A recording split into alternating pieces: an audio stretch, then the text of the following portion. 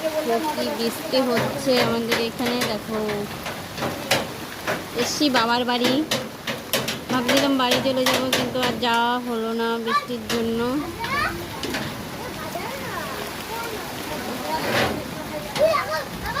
আমার মা পুজো দেয়, তার গোপসোনা গোপাল দাদা রং করে দিয়েছ। আচ্ছা, রাধার মতো লাগে। আমার ভাইয়ের মেয়ে গোপাল দাদাকে নাকি রাধার মতো লাগছে, তাই তো?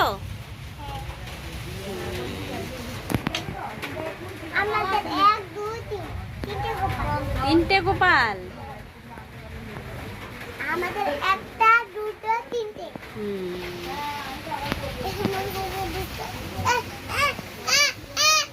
কাঁদাবি না ওকে।